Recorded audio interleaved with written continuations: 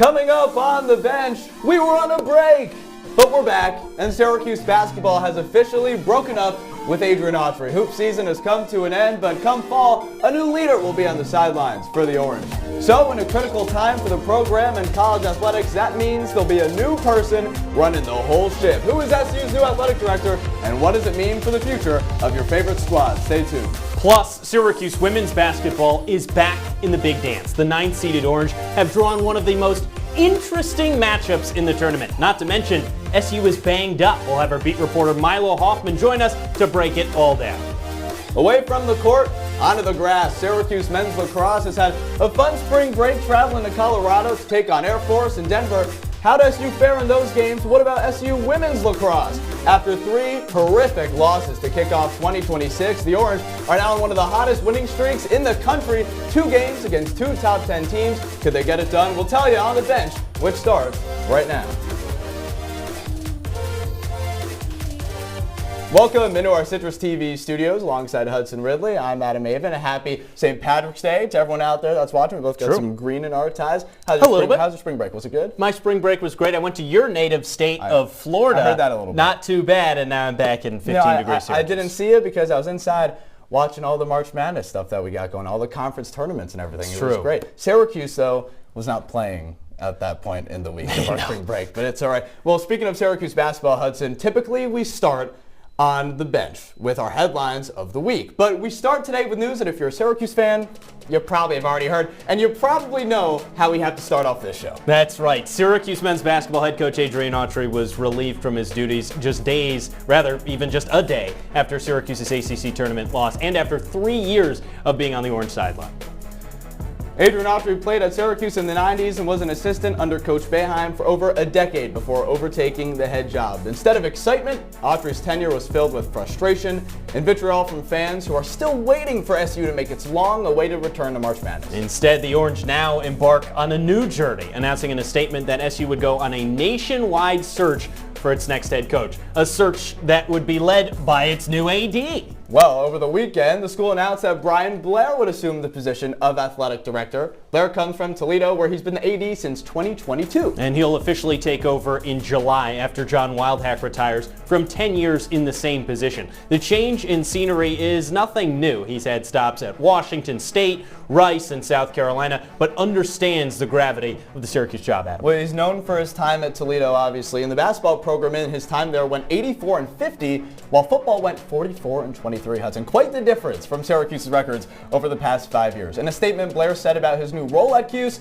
this is not a place where you pick and choose football or basketball. You need to do both at a high level. And a large part of Toledo's success could be due to NIL. According to ESPN, since 2022, he grew fundraising at Toledo by 282% and built the MAC's best NIL program. Toledo was the first MAC school with a collective and has a full-time executive for NIL strategy to raise the bar at Syracuse. First, by picking a head coach. Sure. That's his first job, Adam. Well, obviously, it's going to be incredibly difficult, and we're going to get into the NIL talk in a little bit, but obviously what Blair has done at Toledo, making a name for himself, kind of coming out of nowhere, honestly, in this head coaching search where there were so many other names involved. You see what he's done there. You mentioned 282%. He went above and beyond for a mid-major program to bring in a lot of money to that school and help them win. Yeah, Adam, I heard 3 names on the Friday before Syracuse officially selected its athletic director. Not a single one of them was Brian Blair. The fact that he climbed into that search and then made it all the way to the point of being selected over some pretty established candidates in Syracuse circles, you have to be impressed with this guy. Mike Tirico loves him, so of course we have to love him. And we love the guy that I swapped Hudson out for in our studio right now, our men's basketball expert for this show, Josh Richardson. Thanks for joining us, buddy. We appreciate your insight as always. Obviously, we talked about this hire. Hudson just mentioned Blair kind of came out of nowhere, right? So what do you find so interesting about this hire, and why do you think he's going to do at Syracuse? Well, it's a good sign, Adam, for one thing, that Syracuse is clearly trying to move on with the times, right? You get a chancellor that didn't really like the whole NIL situation and how college athletics was moving forward. Sure. He steps out of his role. You have a new athletic director, and now Blair comes in, somebody that really knows how to deal in NIL, how to do this entire thing in the new era of college athletics. The MAC was a powerhouse, just not a whole lot of people got to look at it. And a lot of the programs at Toledo, they said they had 13 MAC champions championships in just his time there. So he's built a winning culture there, at least using the NIL processes that he's done there. But we understand that Syracuse is a whole nother level, right? He's going into the Power Four now. Syracuse trying to make a name for themselves again, especially in basketball, which we'll talk about in a second. But how can Blair kind of bring that process of NIL from Toledo to Syracuse? What kind of makes him different as an AD, if you will? Well, Hudson mentioned it, and it's his fundraising ability. 282% increase in his fundraising at Toledo. Right. That's something that is just an unprecedented number. He built the MAC's best NIL program. They had an entire collective. It's not just about the amount of money that you have, but how you spend that money as well. He has been doing such a great job of that. Syracuse is, and really the ACC as a whole, is not a conference that excels in getting money from third-party collectives in the NIL landscape. That is somewhere that fundraising and what Brian Blair can do can really contribute to this SU program. So he obviously raised a lot of money for a basketball program at Toledo. He did a great job at that. He's going to have to try and do that here at Syracuse, though, and hopefully he has more resources than he once did. But, reports came out this week of specific programs. Indiana was the top leader in NIL this year. They brought in over $30 million just for their roster alone. That didn't necessarily translate to winning because that team is not playing in March Madness this upcoming week. However, a lot of the other top programs, they were pretty close, they're on the bubble. But we understand that a lot of the other top programs in the top 10 of NIL in college basketball did make March Madness. So for some, the money did translate to winning. How much money ideally, and we'll get into the realistic part of it in a little bit, but how much money ideally could Blair bring in for NIL for Syracuse? What would he need to make them competitive? Ideally for Syracuse men's basketball, he has to bring in between $12 to $14 million, somewhere in that low to mid-teens number. The latest report that came out from the Daily Orange was that Syracuse spent around $8 million on NIL this year. That's a $6 million increase from 2024-2025. Pretty good. So definitely good. Here's the thing though, Syracuse has no street credit compared to other big-time schools, so you need to outspend some of these programs. Right. If you're a top college athlete and you're down to 3 schools of Duke, Houston, and Syracuse, and they're all asking you to be the starting point guard, and they're all offering you $2 million, you're not choosing Syracuse right now. Right, what's going to make them stand out? Exactly, Right. so you have to spend more money to do that. Then maybe when you build some of that credibility back and you can start to be a good program again, it's not just going to be about the money, but it's going to be about how good you are as a program. But right now it has to be about the money. 100%. It needs to be about the money. It's talking about the times changing in college basketball, college sports in general, and Blair has seemed to be a front runner of that at Toledo, trying to bring that back here to Syracuse in replacement of John Wildhack, who, amongst all things, has brought a lot of money in, not as enough to compete with those other schools right now. So on the realistic amount, what is a good goal for them to get this upcoming year? Obviously, hopefully the millions of dollars in boosters come in a little bit, and we know success doesn't happen overnight. But if we look at next season ahead, how much money, realistically, do you think Blair can bring in for basketball? Yeah, 8 to 10, 10 to 12, somewhere in that range. I lean more in the 8 to 10 side of things, right? Again, I mentioned Syracuse, $8 million this past year. The guys they brought in weren't the wrong guys. When you look at it, right, Nate George is one of the best point guards in the ACC last season for Georgia Tech, right? Nate Kings shot 44% from long range at Oregon State. Those are 2 guys that you really want to have a big impact in your starting lineup, and Syracuse did it with $8 million. Now, obviously, maybe a new head coach, that's an appealing draw for some of these transfers. For that too, exactly, right? You need the money for that. You have 8 to 10 million, you can start to compete. Duke, around 8 to 10 million. You get that street credibility up, you get a good head coach, the program increases in overall production, and just like that, you're back in business if you're Syracuse. All right, we're back in business because you're on the show. Josh Richardson, we appreciate your insight. Before you move on to bigger and better things out there in California, I have to shout you out. Syracuse basketball, however, will have to figure out things back here in the Salt City, and the first step for Brian Blair will be getting that money and getting a new head coach to bring the Orange back to its standard. For some breaking news on the head coaching search, our friend Adam Hipsky is here. Sir, take it away. Yeah, well, we have to start with Brian Hodgson out of USF. He has reportedly declined Syracuse's offer. You guys just talked about finances. Well, the package was not enough, according to the Field of 68. So now let's pivot. Let's get to some new candidates. We'll start with Mike Hopkins, a guy that has plenty of background in the Syracuse area, was a head coach, has NBA experience, something that Adrian Autry did not have. When you look at those two, that was where Adrian Autry fell short. Mike Hopkins, however, he's got it. Spent 20 years here in Syracuse as an assistant coach under Jim Boeheim. He knows the area. He knows the hotbeds for recruiting spots. Took over at the helm of Washington for 8 years. He came up short more often than not out there in Spokane, but he's got the experience. He got put into the Pacific Northwest, a place that he had never coached before, unfamiliar territory. it was a place where he was set up to fail. And then Mike Hopkins, since being relieved of his duties at the helm of the Huskies, moved on and has spent a couple of seasons in the NBA. So a little bit of diversity in his background for Mike Hopkins, something that Adrian Autry did not have. Now we go to someone that has no Syracuse ties, and that's Luke Murray out of UConn. And the major fallback for Luke Murray is no head coaching experience, but here's what he has that Adrian Autry didn't, and that's an offensive mastermind, and he comes from a winning pedigree. We look at what he did at Wagner. Dan Hurley hired him as an assistant coach for his first season in Wagner, and they went from outside of the top 200 in all of Division I in assists per game. He takes over at Wagner. They instantly catapult into the top 20. His first year as an assistant coach at UConn, Coach Hurley hired him just as a plain assistant coach. His second year and his first as the offensive coordinator, they win the national championship. His second year as an offensive coordinator, they go back-to-back. He's got the offensive mastermind piece down. He comes from a program that knows how to win. Now, the fallback and what so many Syracuse fans are going to be skeptical about is that no head coaching experience. It's really what led to the fall of Adrian Autry. We move to our third candidate, and that's one that Syracuse fans are very familiar with, and he's just down the road at Siena right now, leading Siena to an NCAA tournament appearance, their first in more than 15 years, and that's Jerry McNamara, a Syracuse alum and a national champion at that. Listen, he's got the background.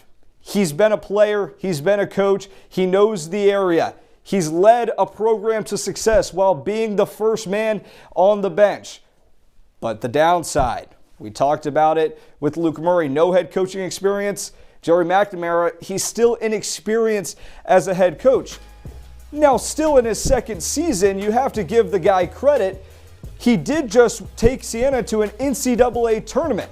And this isn't a program that gets there very often. I just said it, they hadn't been in more than 15 years, and now he's taking Siena to new heights of success that it hasn't seen.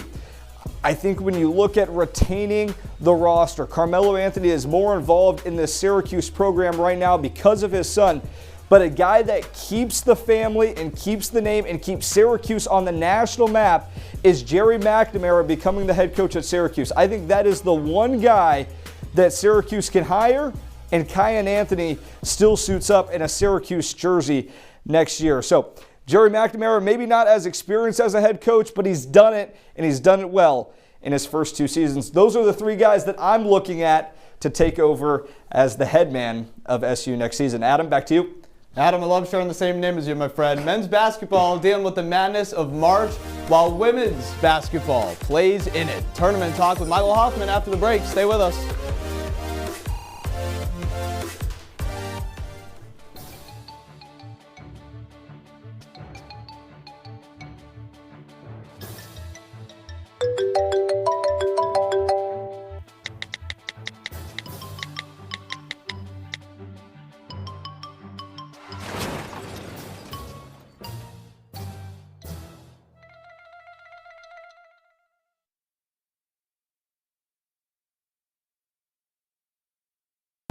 They told me a bottle couldn't dream. That I would never become a superhero.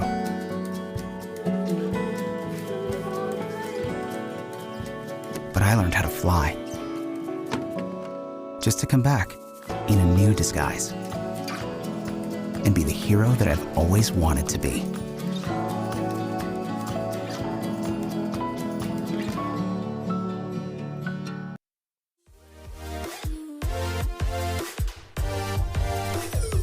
Back on the bench, that's Adam Avin. I'm Hudson Ridley. We have so much to talk about. We covered the new athletic director and every potential option for Syracuse men's basketball head coach. We still have no direction which way they're going to go. We have no idea. Hopefully the only direction is up, but right now we're right in the middle, and we're in wait-and-see mode. Who knows? This is a team in Syracuse men's basketball that is in a lot of turmoil, and now some change as it's missed its fifth straight dance. Syracuse women's basketball doesn't have that problem at all. It does have one problem, though.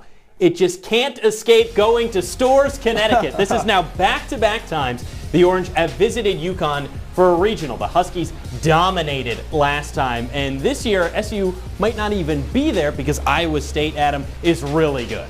Iowa State is really good. Audie Crooks, I mean, Hudson, we've talked about it before the show, and as Syracuse got this 9-seed spot, having to go on and face this team is not going to be easy, especially without his starting point guard and one of his starting players, Dominique Darius. But having to go on and potentially win this game and face a UConn team that is in prime position to go and win the national championship is not going to be easy at all. Wait and see mode, but I like it. March Madness, it's fun. It certainly is a lot of fun. You know what else is fun?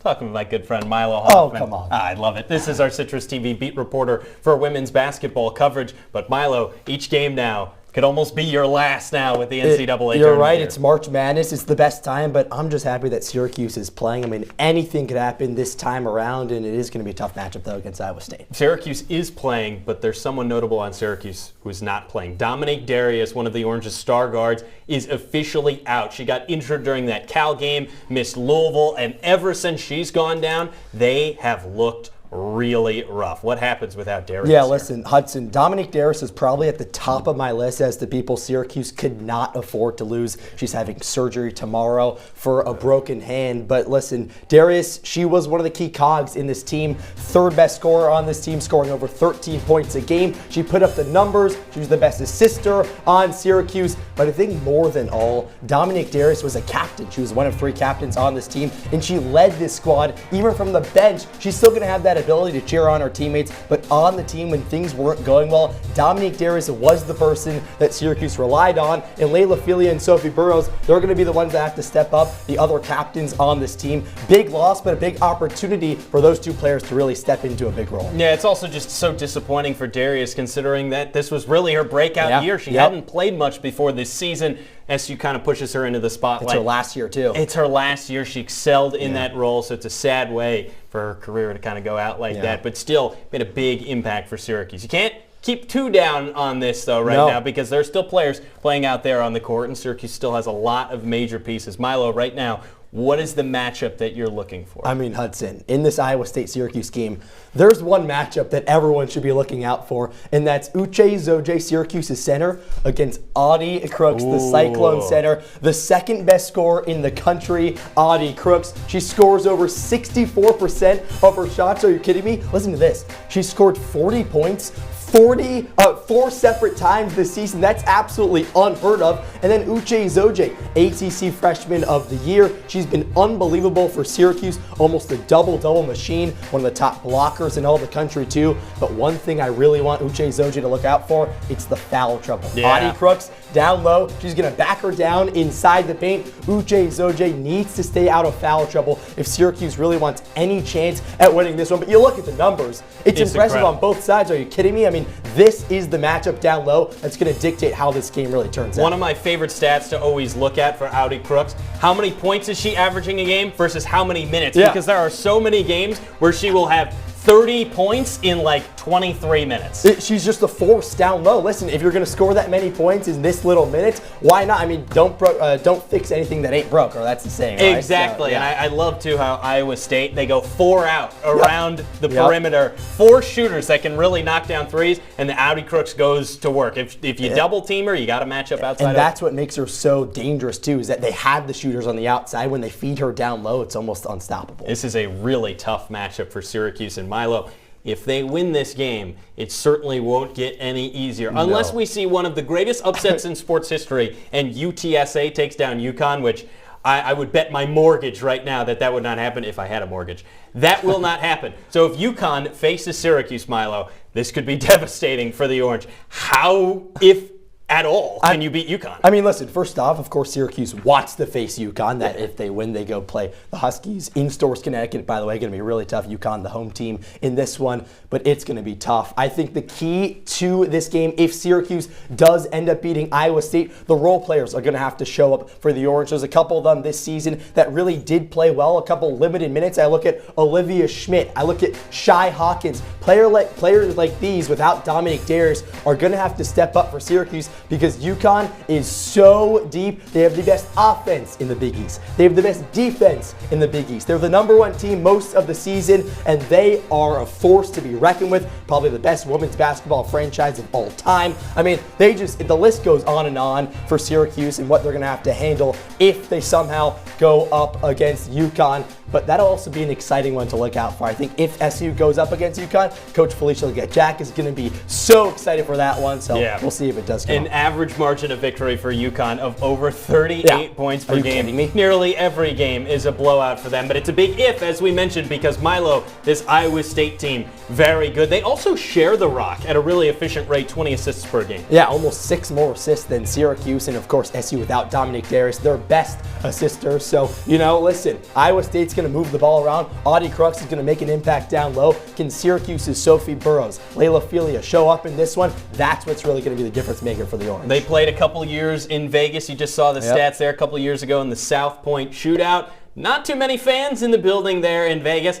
This building in Storrs, Connecticut will be raucous and absolutely packed. Really hope you enjoy that one. That should be a lot of fun. Very much looking forward to it. I hope so. That's Milo Hoffman, our Citrus TV beat reporter. You can follow him on X for all of his coverage throughout the postseason and hopefully a couple more Syracuse games. Well, thank you very much for joining us. On the other side, we have plenty more talk of a season that is right in the thick of it instead of the end. Syracuse men's lacrosse went to the Mile High, my home state, to take on a pair of foes over spring break. Thinning air, thinning margins. We'll have more on the other side.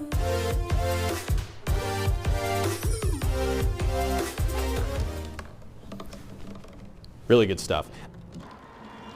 Everybody has a dream.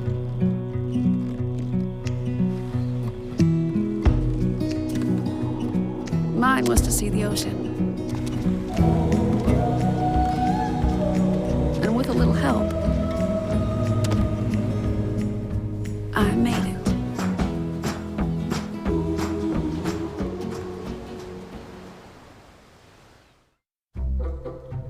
They call me Maxie, but I prefer tripod. I was your above-average four-legged homie, and then wham, bam, minivan. Some people pity me. Now that's lame.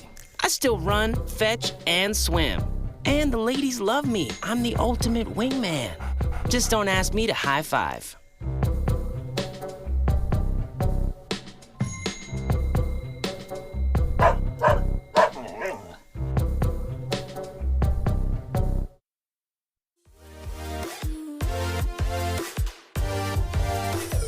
We're back on the bench alongside Hudson Ridley. I'm Adam Avin. Basketball, the talk of the town, but Hudson, I think that's because Syracuse men's lacrosse has spent 3 weeks on the road. Exactly. No men's lacrosse here. Men's basketball has played here more recently at this point. It's pretty crazy to think about. Oh, really, really true. SU already completed 4 out of 6 road games on this trip, winning 2, dropping 2, so a nice chance came for Syracuse to finish the road trip on a high altitude note in Colorado to take on Air Force. I don't know if we've ever gotten this long in the show without showing you guys highlights, but we're starting now. If you know anything, the Orange aren't great at playing outside or in cold weather for that matter, but now lack of oxygen warning. Are you kidding me? Yikes. Well, it wasn't going to be easy for Syracuse traveling across the country anyways, but hey, this guy, Finn Thompson, certainly makes it look easy. Puts SU up 1-0 just 2 minutes in, but then Air Force wanted to make this one real interesting. First, AJ Cerna with a bounce shot, then bang, Ben Height fires it in on the run. 2 goals in 2 minutes for the Falcons. On the other end, Joey Spallina finds Luke Roa, who ties it up, but it was Spallina who was so close to tying Tim Nelson's single-game assist record. That 8 assists, second most ever in a game, coming in this one against Air Force. The Cuse up 4-2 into the second frame. Cuse defense steps up. Jimmy McCool with a nice save. Here he goes, the long bomb. The Delaney Schweitzer throw finds Luke Roa, high stepping his way through the lane. Oh, look at him. Finds Finn Thompson, who goes falling to the floor. Hudson watching the Showtime Lakers out here. Look at that. Sweet. Look at that. Bounce pass. Come on. Cuse making it challenging for Air Force to score, but hey, they were still doing it. First, Caitlin Driggs off the Tyler Smart assist, and then right away, Luke Feransky faking out the drive, then pulling up from deep. This one was close. It was 6-5 at halftime, closer than maybe the Orange needed. They had to go into halftime, go breathe some oxygen, and they were still moving slow coming out of the locker room. Driggs to stall them out with a nice goal, keeping things tight, but SU really needed an energy jolt, and this is where that happened. Matt McEntee gives his team a 2-goal lead. It's 8-6 at the halfway point. Peyton Anderson tags one on as well. Syracuse goes up by 4. They start to pull away as Air Force here tries to keep it close as they get into the final quarter. SU up 3 entering the 4th. Michael Leo, though, on the other side of the break, he shoots, and he scores like he does all the time. So did many players for SU in this game. 5 3-point scores in this one. Spallina, Leo, Roa, Thompson, and Kellogg. Not of the cereal variety. That's a joke for our retired friend Max Gifford Hudson, who I'm sure was watching with a smile on his face as Syracuse gets a much-needed West Coast win. SU ends up toppling Air Force 17-11. It was quite slow in the first half, despite Syracuse out-assisting Air Force 5-0. Joey Spallina with 4 of those first 5 first-half assists. Yeah, Air Force just taking a lot of balls straight at the net, not really passing around much, which is an interesting strategy. You want to talk about a tale of two halves, though? This was the first half. Take a look at the second half, because after that frame, it was not even close. 11-6 Syracuse in the second half. 11 goals is how much Syracuse might score in a game sometimes. But oh boy, in the second half against Air Force, not only did they really turn it on, but they gave them some momentum heading into the next one. That is very true. After this game, it was spring break time for SU. Cole Purvis will tell you about that area in just a moment. Following a little bit of fun on the Front Range, the Orange had another battle. 1 hour directly north on I-25 is all it takes to get to Denver University, a rare lacrosse bastion west of the Mississippi. Something that they don't really tell you, though, is that the fact that the guys from the Mile High can play. The Pios, 3 losses on the season, but still ranked 14th. The Orange coming in at 6. And early on, Finn Thompson combining with Peyton Anderson. That's got to be the furthest goal Peyton Anderson has had from cage this season. Syracuse up 1-0 over Denver, but quickly Chase Bruno on the other end knots it up. And then on the other end, still Chase Bruno takes the lead. Denver 2-1 on top of Syracuse heading into the second quarter, and that's when Luke Roa started to cook. Step down shot, a bouncer beauty. Sneaks through the wickets of the goalie into the back of the net. Denver still up 3-2. Finn Thompson took it on the shoulders himself to knot the game at 3. Back and forth we go. On the other end, DU tacks one on. 5-4. Syracuse right before the break. Fires one home by Luke Roa. 6-5. A back and forth game. The Orange take the lead into the third quarter. That is when Luke Roa really showed up. Look at that angle. 4 goals from Luke Roa on the day, coming on 11 shots. You thought that was gross? Check this out. Whoop! Boom!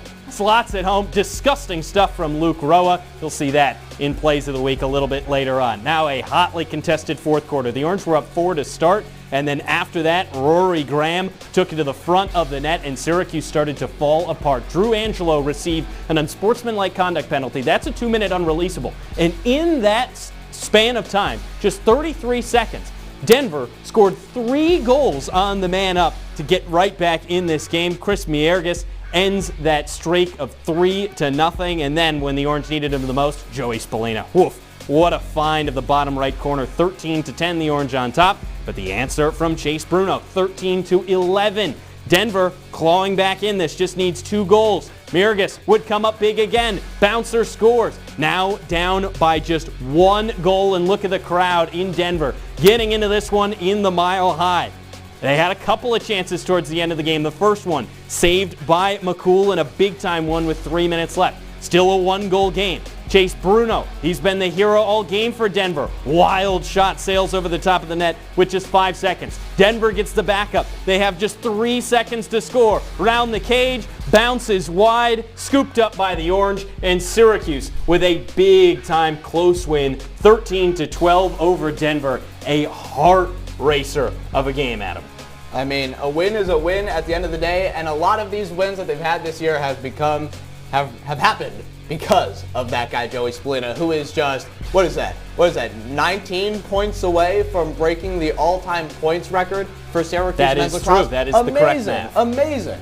He wears 22 for a reason. There is a pure reason why Joey Spallina is so good. Adam, the thing, too, that I love about Spallina is after everybody has been pushing him time after time to be an assister and be something more than he really is, he never faults in that regard. And so you have to really respect that. He's been doing it since freshman year, 4-year starter as well, climbing up the ranks, 288 right now, and ongoing with half of the season still left to play. Certainly. Now, Adam, it looked like a lot of fun in those 2 games. One out in Colorado Springs, one out in Denver. Those are my old stomping grounds. I love it. You know, there's something that people out there don't know a ton about, and me included at the time, It's lacrosse. It's underground and it's growing a little bit by bit, but only a couple schools are really keeping it alive in the Denver area. So we had a bit of an investigative report in a ways. Our Cole Purvis was out in the Mile High City and the Front Range of Colorado to check out what lacrosse is like in the Box State.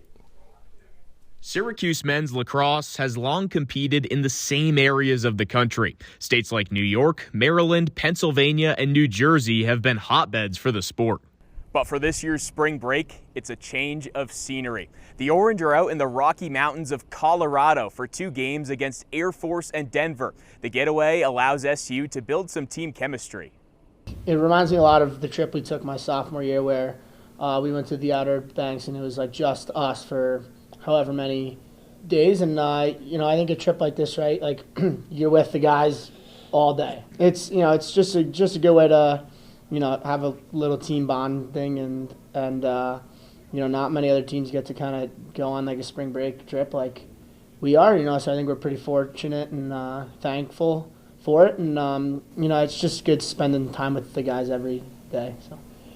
Growing the game in places like the Mile High City can be quite a challenge, but some SU alums are still leading the charge to develop the sport. Casey Powell is a national champion and tied for 3rd all-time in points at SU. He's also the head coach at Colorado Academy, an elite prep school based in Denver.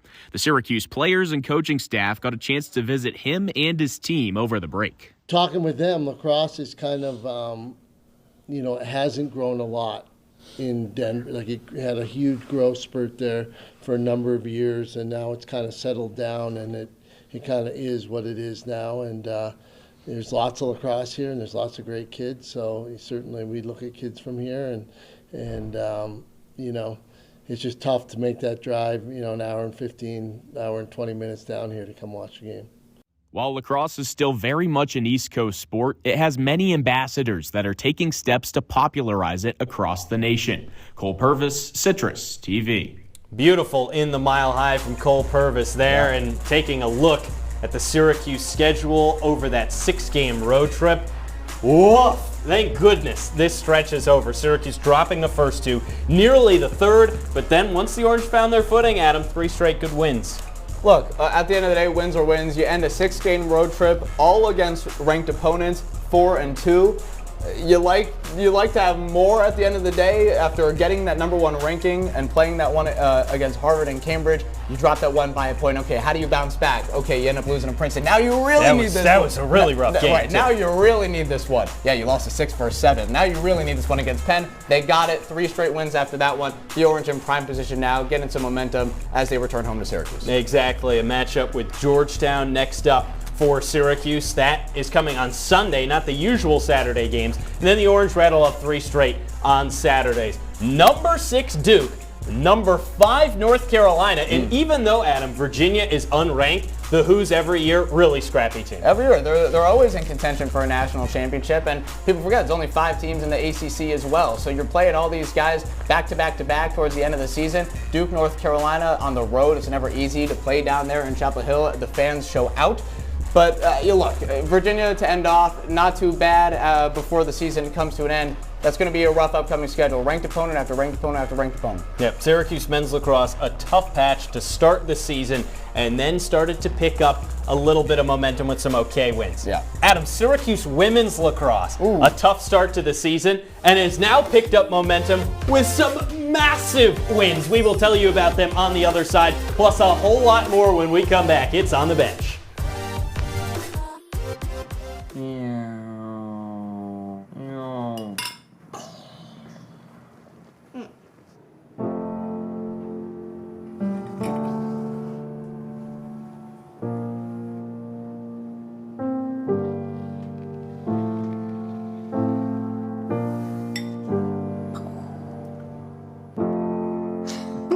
Visit aarp.org/caregiving for information on how to provide even better care for the person who wants to care of you. 1 in 3 adults has pre-diabetes. That means it could be you, your favorite brother, your other brother, you, your football buddy, your football buddy, you, your plumber, breathe right into your foot, your plumber's masseuse, yes, you, your dog walker, your cat jogger. With early diagnosis, prediabetes can be reversed. Take the risk test at doihaveprediabetes.org.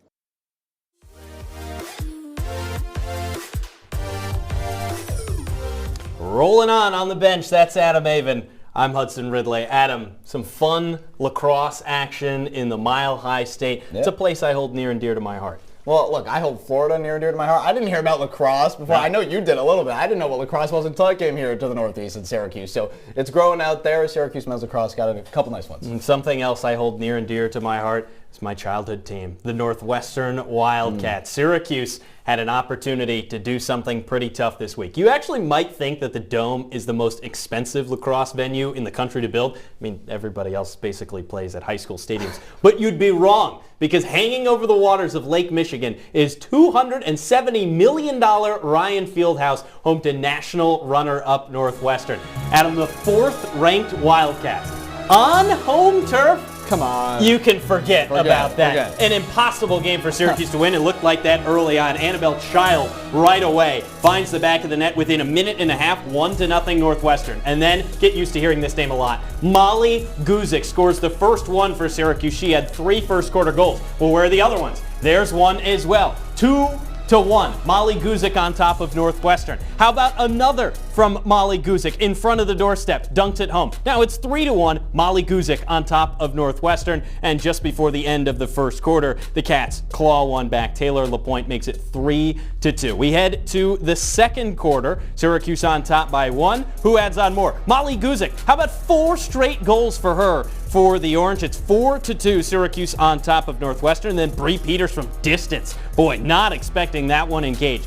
5-2, but then a free position shot from Maddie Epke made this one a little bit closer. The Cats grabbed another. It was 5-4 going into the half. The Orange needed a goal. It was a really quiet third quarter. How about Mackenzie Rich? One-on-one, shakes her defender, scoots around, off-balance shot goes bottom left corner. Mackenzie Rich got the team fired up, and the Orange on top of the Cats now 8-4 in the fourth quarter, courtesy of, hey, guess who? Molly Guzik. That was number 5 for her on the day. And then the defense holding up on the back end in a major way, forcing a turnover of Maddie Epke. 18 goals per game. That's what Northwestern averaged going into the game. Only 6 against Syracuse. Madison Taylor shut down in this one. You see her turning it over there. She only had 1 point. That broke a streak of over 70 games with multiple points. And Molly Guzik finishes it off with her 6th goal. Syracuse 9, Northwestern 6. A massive upset win on the road for the Orange. They are rolling right now, Adam, in a big, big way. Take a look at this. Madison Taylor, just 1 point on the day, Adam. This is someone who last year was breaking major records in goal scoring. She does every year, as long as she's been playing at Northwestern. Madison Taylor's been one of the best players in college lacrosse. And Molly Guzik, who's kind of a newcomer to the Syracuse team, completely outplays her. Syracuse gets a really, really good win there out in Evanston. Yeah, Northwestern always has one big-time scorer. It used to be Izzy Skane, who was so dominant. Legend. Then they go to Madison Taylor, who picks back right up where Izzy Skane left off and has led this Northwestern team this year. Molly Guzik, though, really good. This is someone that in the preseason wasn't talked about a whole lot until head coach Reggie Thorpe said, hey, keep an eye on her. And boy, does he know his team. Coach was completely right. Well, Guzik and crew got a pretty good win there against Northwestern in Evanston. It's a tough place to play, as you mentioned, but so is the JMA Dome, where Syracuse women's lacrosse played just a few hours ago against undefeated number 5 Yale. But last year, in 2 matchups against the Orange, the Bulldogs came out on top, ending their season in the playoffs as well. But neither of those games were in the Dome, so could the Orange use the home field to its advantage? Well, let's head back into the Dome from just a few hours ago and take a look. A win against number 4 Northwestern just to get ready against number 5 Yale on a Tuesday, windy night in Syracuse.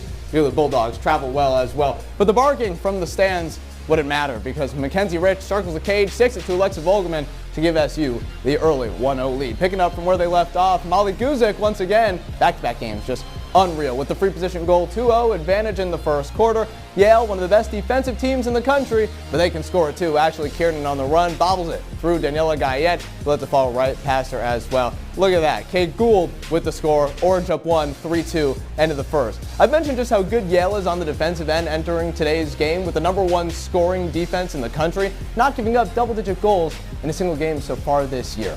But could this game get out of hand? No, because Jolie Caramelli is keeping Syracuse ahead. But for the Dogs, it's Caitlin Roth for the Bulldogs trying to pull her team back within reach. But here, once again, it's Jolie Caramelli with a tough goal. Gives Syracuse a 5-goal first half. That's halfway to 10, if anyone was counting. Into the second half, it was all defense. Daniela Gayet has one of her best games as a starter. Only 10 saves, but made a huge impact with her performance and consistency. Third straight game above a 50% or higher save average, but that still meant Yale was going to get there. Syracuse up only 5-4 heading into the final period. A really low-scoring game, the Orange holding strong, but it's Gold. Kate Gold finding Ashley Newman, who ties it up 5-5. But can Reggie Thorpe's crew save the day? Yes, they can. It's Caroline Trinket. She slides through the Bulldog defense, secures the win for Syracuse. A top 5 win in back-to-back games. Hudson against the Yale team. I talked about the defense. They have held every team they've played against under 10 goals, but this is the first time where they do not come out on top. Yeah, exactly. And talk about Yale on the defensive end. Look at their offensive end, right? The stretch of games that they've gone on. This is the first time they've been held to single-digit points. And also, that's playing some good teams, right? You face a top Michigan squad, and you end up really completely destroying them and pushing Michigan back down in the rankings. But when you also look at that resume that they've played, you'll notice not a single good team on there outside of Michigan until they reach Syracuse. And this is exactly what happens when you play a real good team in the number 9 Orange. Well, we knew Syracuse was going to have a rough year on the offensive end after losing some top scorers like Olivia Adamson from a year ago, but they get a big win back-to-back against number 4 Northwestern and then Yale in the JMA Wireless Dome. We're going to continue on here on the bench as we continue to break down the breaking news with Syracuse basketball. Who's going to be the head coach? How did we get to this point? More basketball recapping after the break here on the bench.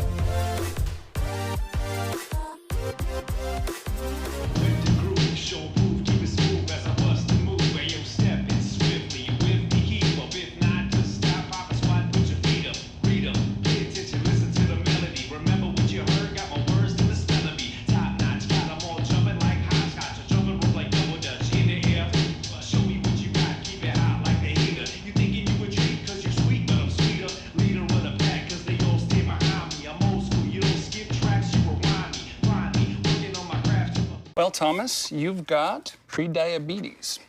But with more exercise and a change in diet, it can be reversed. I've tried exercising. It just makes me hungry for bacon.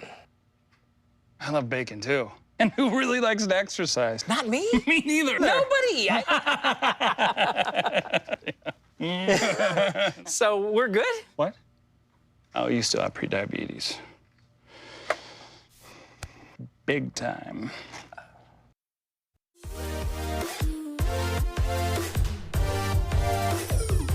Welcome back on the bench. Hudson Ridley and Adam Avin here with you. And Hudson, despite the season being over, the big news on the Hill right now is still Syracuse men's basketball for good reason. It always is. Yeah, of course. So we thought it'd be interesting to maybe take a look through what were the highs and the lows of Syracuse's season that we literally just watched. And, you know, as seniors, we were at a lot of the games this year. So it's kind of difficult to pick through all these highs and lows, but we're going to bring up our timeline here. And I want you to start. Let's start all the way at the beginning of the season. Do you have what was one of your top moments? I don't know which one it is. One of my biggest highs as a sports fan was actually a Syracuse loss, but when you think about it, it was almost a win. I know what it is. The Houston game early on, the first game that the Orange played in Las Vegas. And boy, Adam, they kept things really close. They took the Cougars to overtime. I was on the call for that game for WAER. I was there second as well. half overtime. I was reporting for here. You know when you can feel a close game in your teeth and in your heart? It really hurt to feel. 100%. The fact that they lost that game and shot 50% from the line, they only lost by a couple points. I went in to sleep that night thinking, hey, the next day, Kansas, that's achievable. Whoever they play in the third day. Hey, this Syracuse team looks completely different. A little bit of bad foreshadowing. I think they missed 17 free throws in that game. They lost by 4 points. They needed 5 free throws to win.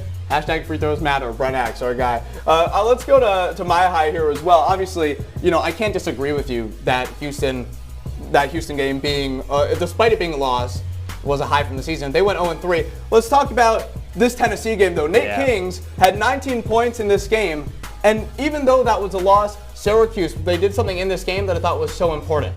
They led at halftime by only 2 points, but that was something they did not do in Las Vegas. So what could they do in the second half? Hold on to a lead, and that's exactly what they did.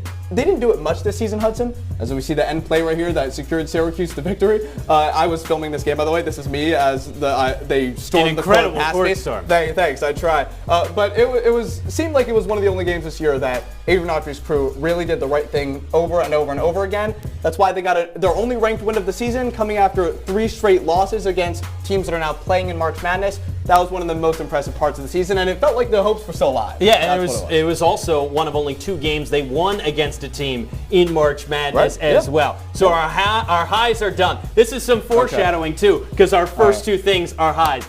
Adam, you're low. All right, my low comes only a week after this high. Syracuse men's basketball, they went 3 weeks without playing a ranked opponent or an ACC opponent. It was only mid-major teams, free money games. They lose by 1 point to Hofstra. Yeah. To Hofstra. They play in the Colonial Athletic. They are in the tournament. They are in the tournament.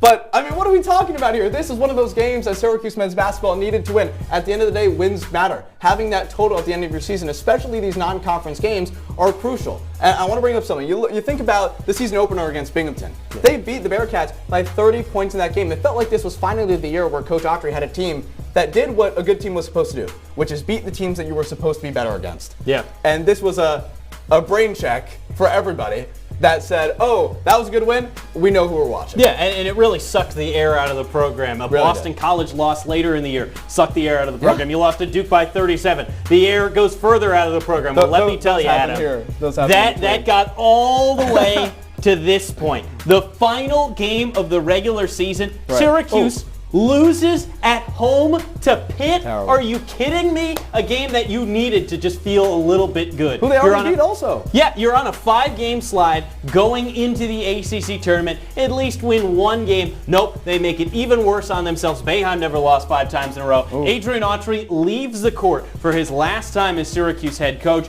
after losing to Pitt, a team that he beat by over 20 the last time out. The wheels had really fallen off by this point. A sad, sad moment for Syracuse basketball. And you see, 2 highs to start the year, 2 lows to end the year. Just indicative of really what we saw. It wasn't so much a roller coaster. It was just like, it was like a slide. You know, we we start up here, we end on the bottom. So ultimately, right, Syracuse falls to SMU in the ACC tournament after that disastrous Pitt loss to end the year. It wasn't much of a competition that game, and everyone knew the writing on the wall.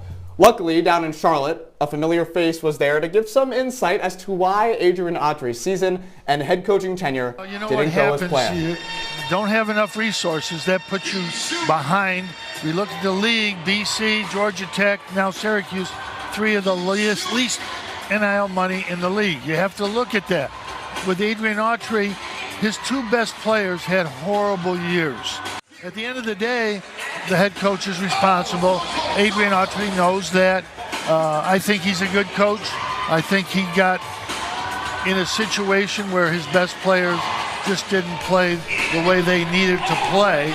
And I know a lot of Syracuse fans want to agree with Coach on a lot of things, especially with how his term as head coach ended, but he said a lot of things there that I can't disagree with. Exactly. If you think, too, about the polar opposites of where this fan base is right now, you have Jim Boeheim on one side, and then you have fans calling into shows on the other side. Take a look at some of these. Notre Dame, it is in the Dome Saturday night at 6. We had a caller patiently waiting through the break there, Tyler in Binghamton. We appreciate that. You're on with Coach Autry. Hey, guys. Hey, Tyler. Red, I was just wondering, who do you think are going to be the best candidates for your job once... There you go, Tyler. Appreciate that. Neighborhood will be excited for you. My buddy Kevin are going to take a ride to Syracuse tomorrow with my son David. He's a junior in high school. He can take the time off. He's got his homework done. And what we're going to do is we're going to go find Red. And we're going to spank his butt cheeks. Until he's ashamed enough to leave. That was something. You ever heard of a vocal stim, Adam, where people like, for weeks after that, I would say, we're going to spank his butt cheeks. Until he's embarrassed enough to leave. That clip is incredible. God. You do have to feel, at the end of the day, a little bit for Adrian Autry in those moments. A tough season. The fans getting out. A lot of frustration at him at the end of the year. No matter if you take Jim Boeheim's side on this, you blame the players, you blame Autry. Regardless, Adam, the season was just not good. I can't get over some of those calls from fans. That's just absolutely absurd. Look, at the end of the day, you feel for Coach Autry. We've interviewed him a bunch of times over the past few years. A good leader of men. Unfortunately, it is a business, and when the results aren't there, something has to be done about it. But we're in wait-and-see mode, as we've been saying all show, as who's going to be taking the reins as head coach of the Orange. What about taking a look at some of the more highs from the past week on the Hill? Our performers and plays of the week. Stay with us on the bench.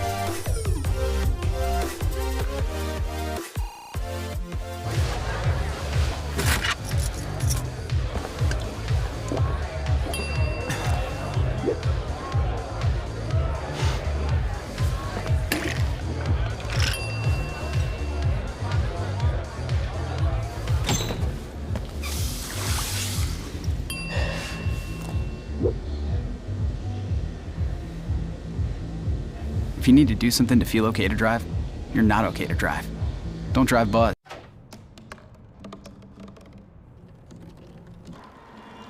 Everybody has a dream.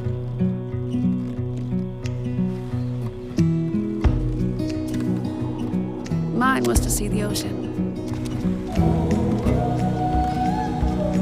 And with a little help, I made it.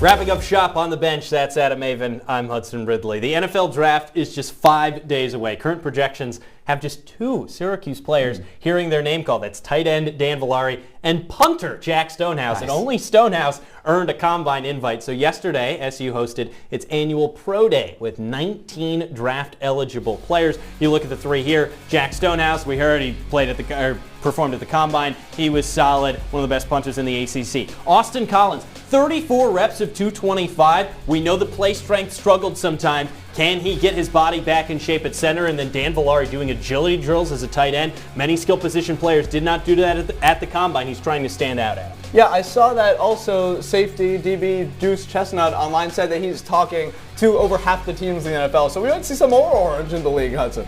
We certainly are. It's going to be some interesting stuff there at the NFL draft. You just have to maybe think. You have to wait and see. The Orange can do it. All righty, Adam, it is time for our Performers of the Week, the moment you've been waiting for. Boy, we haven't seen this team on campus at all. New graphics package over break. What happened? Wow, new graphics package and a new team. We've hardly talked about playing their first home series this weekend. Jaden Burney out at Florida State had a heck of a third game. Went 2 for 4 in that one, including a bomb to right center field. Put up 4 RBIs in that one. The Orange still fell and got swept at the Seminoles, falling in all 3 games. Well, look, playing down there in Tallahassee is always going to be difficult. A little bit of foreshadowing for you. You'll see some of those plays, despite the losses, in our top plays in just a little bit. But how about we continue on here to some of the other games that you've already seen throughout the show with our number 4 performer. And of course, it's going to be this guy, Finn Thompson, number 23. Jordan on the Lacrosse. I'm just joking.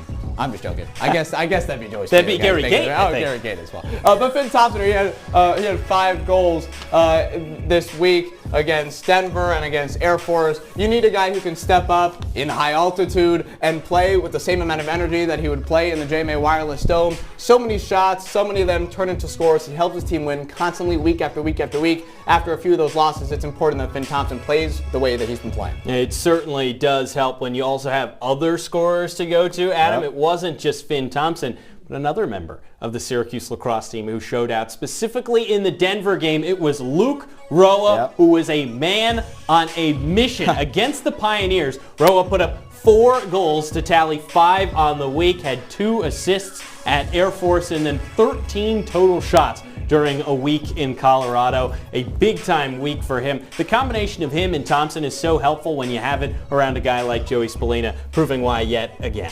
Right. 1 lacrosse player is not enough. 2 is not enough.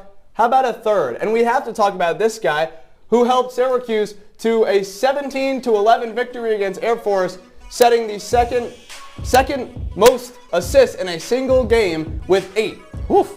In this game. Look at this, 9 assists over the course of the week, 8 coming from one game. He only had a goal, but he's slowly climbing up the ranks of top scorers in program history, right behind Mikey Powell. Also wears the number 22. What a crucial point in his career. Joey Splina, as a 4-year starter, who's now only 20 points away from being the all-time points leader here at Syracuse. A legendary program, so many legendary players. His former teammate Owen Hiltz at the bottom, but Joey Splina is very close to the top. Yeah, he's inching very close. Only 1 goal on the weekend, though, so in my opinion, even with those 9 assists in a full week, he has to be number 2 because a big-time performance at number 1. We talked about her earlier. Molly Guzik had the game of her life. A career-high 6 goals against Northwestern to complete 7 on the season. Rather, not 7 on the season, but 7 on the week because she had 1 against Yale today. 6 goals, though, coming against the Wildcats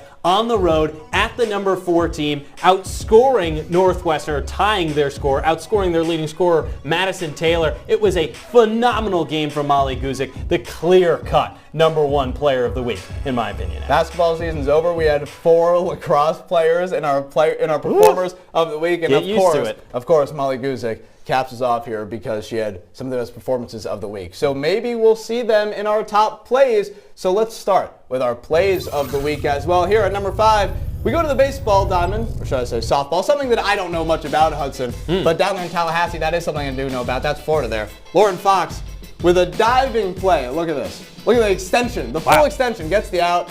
That game ended very poorly, 13-1 loss for Syracuse, but hey, good play. That ball comes at you quick, too. Short base path. Going out to the Mile High City again. Whoop! What a stunning goal from Tucker Kellogg. A little step down, sidewinder, low angle. He got a lot of room on that shot. Surprised there wasn't much rotation to him. How about the celebration? Fired up. The Orange end up winning that game 13-12. Back to the softball field down there at FSU. This time it is on the other end. Jaden Burney with a grand slam. Bases were loaded. 2 straight games of getting absolutely demolished. But on Sunday, this grand slam made it a 1-score game, 6-7. The Orange did not score another run after it. But hey, 6-7, grand slam, our number 3. Top play of the week. Exactly. There you go, the run off the celebration. You gotta love a grand slam. Fired up. The Orange, of course, still lose, though, in that one. How about back to lacrosse? Have you had enough? We're gonna spoon feed you more, because this was disgusting. Finn Thompson on one end, stellar on defense. Hey, it just gets batted into the net, by the way, because Finn Thompson falling down, underhanded, picks it up, whoop, and slides it home. I haven't seen a goal like that with such calamity end in the back of the net in quite some time. Really quick hands from Finn Thompson. Talk about another quick play here in that Air Force game we've been talking so much about. You might have already seen this. The Mac McKenty goal here. Look at that. He puts the defender. He does the swim move first. That's Tyler McCarthy. If you do a swim move like that, you have to finish it off, Hudson. You have to score there. Yeah. But okay, he passes it off. Okay, that's still a number 1 play of the week just because. What a move. It really is. Oh my. It really is. We gave you a boatload of lacrosse there as well, so that's a lot of fun. There's not a lot of decisions that have to be made with these 2 lacrosse programs, Adam, because they've been so good. Mid-season.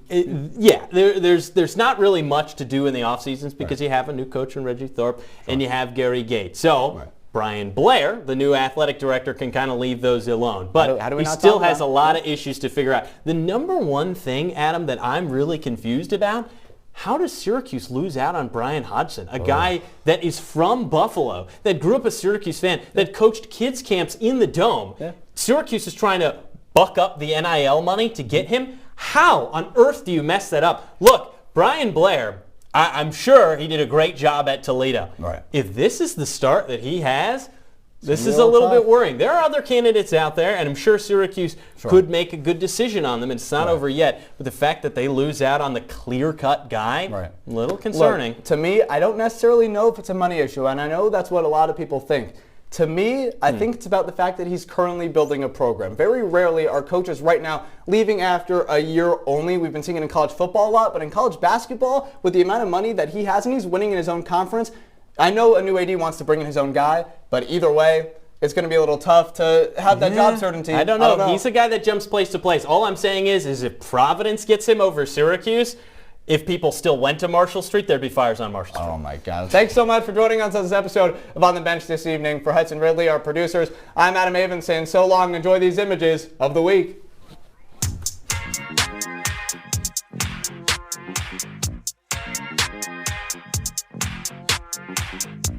Some numbers here for the Orange, 5-on-4. Kings with a corner three on the far side is money.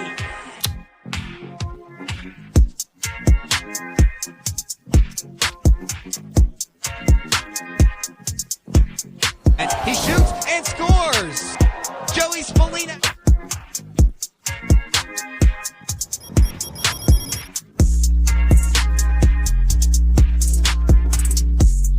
Passes out in front on the near side. He shoots, he scores!